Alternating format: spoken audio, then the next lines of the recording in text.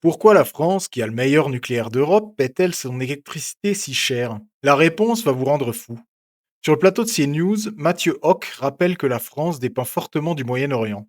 Mais surtout, il pointe du doigt les mécanismes politiques aberrants qui nous ruinent à la moindre crise internationale.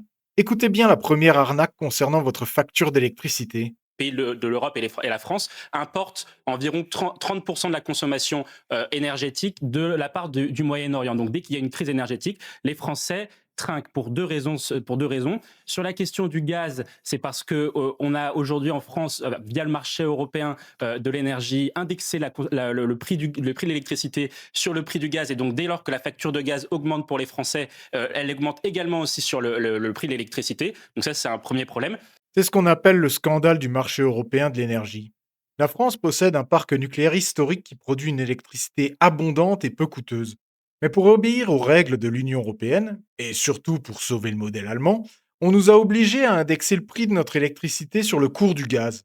Résultat, quand le gaz flambe à cause d'une guerre, votre facture EDF explose, alors même que notre électricité n'est pas fabriquée avec du gaz. C'est un racket légal. Mais attendez, le deuxième problème sur le prix de l'essence est tout aussi révoltant. Et sur le carburant, nous, on a fait les calculs sur l'augmentation qui a eu lieu depuis mars dernier. Mmh. 50% de l'augmentation, c'est le prix du baril. Le cours s'envole, donc effectivement, le prix est plus élevé pour tout le monde. Mais 50 autres pourcents, c'est un, le raffinage, le coût du raffinage qui augmente notamment sur le diesel parce que la France a réduit sa capacité de raffinage. Et deux, ce sont les taxes. C'est la double peine absolue pour les automobilistes français. Quand le prix du baril de pétrole augmente au niveau mondial, c'est normal que ça se répercute à la pompe. Mais ce qui n'est pas normal, ce sont les 50% restants de la hausse. Mathieu Hock met le doigt là où ça fait mal.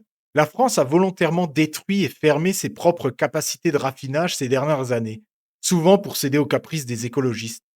Résultat, on doit payer d'autres pays pour raffiner notre diesel, ce qui fait exploser les coûts. Et par-dessus cette incompétence industrielle, l'État vient se gaver avec des taxes qui représentent au final près de 60% du prix que vous payez à la pompe. L'inflation que l'on subit n'est pas qu'une fatalité géopolitique, c'est le résultat direct de notre soumission aux règles européennes aberrantes et de la destruction méthodique de notre indépendance industrielle. Et vous, saviez-vous que le prix de notre électricité nucléaire était calqué sur le prix du gaz? Partagez cette vidéo en masse pour que tous les Français comprennent enfin d'où vient le braquage sur leur pouvoir d'achat.